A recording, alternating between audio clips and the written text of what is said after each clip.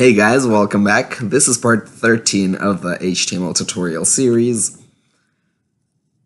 Today we're going to be talking about lists and blocks in HTML.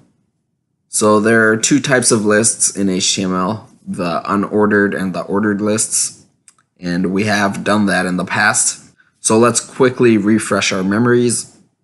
So I've actually created a file called list.html to demonstrate what a list looks like.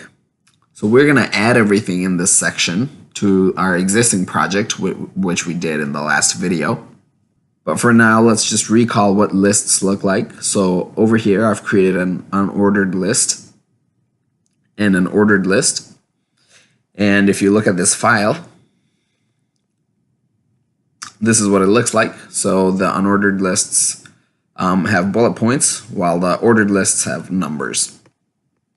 So unordered lists are represented by the UL tag, and ordered lists are represented by the OL tag.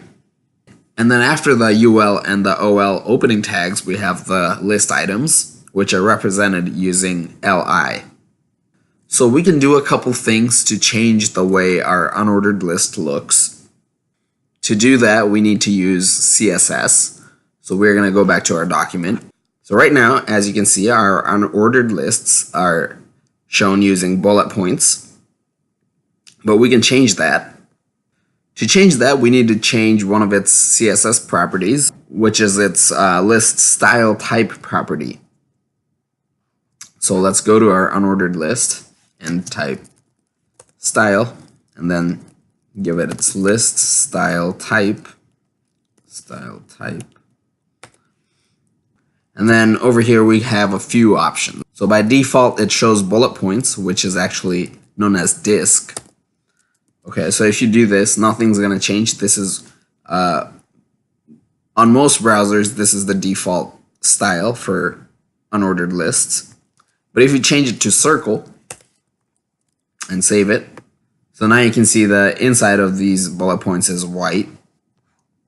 You can also have them as squares. To do that, just set the list style type property to square. And now reload this page and now it's squares. But if you're the type of person who prefer nothing at all, you don't want anything to be displayed over here, in that case just type none. So refresh and they disappear. So now I'm going to set mine to square because I liked the way it looked. So now you might be wondering, are there ways we can change our ordered lists? Well, of course, there is. What's even better is to do that, we don't even need to change its CSS property. It's much more simpler than unordered lists. So to do that, we use the type attribute, and then we have a few different options. So by default, it's 1. So if the type attribute is set to 1, you're going to see this. So on most browsers, this is the default. The second thing we can do is we can type a capital A, save it, and now you can see we're seeing all capital letters. There are a few other things we can do, so let's just make 2 more of these, and then we can also use a lowercase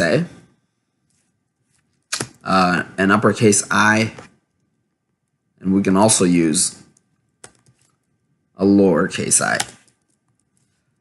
And let's save this and reload our page.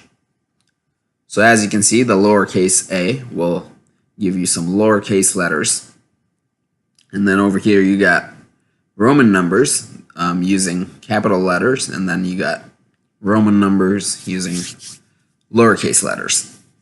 So for now, I'm only going to keep one ordered list. So another thing you can do using lists is you can also have lists inside of lists. So for example, if you want an ordered list inside this unordered list, you just simply open up an ordered list tag and then just make your list. So let's just copy this and paste it over here. Save it. Reload Now you can see at the top we have an unordered list, and then over here we have an ordered list. So you can of course also have unordered lists inside unordered lists, or you can also do the complete reverse thing, which is have unordered lists inside ordered lists. So I've been saying unordered lists and ordered lists so many times that I'm having some difficulty at this point.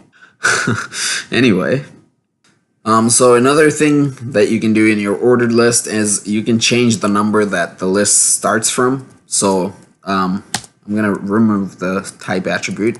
And to do that, we change the start attribute, and then you provide whatever number you need, you want the list to start from. So let's say I want this list to start from 100. Save this document.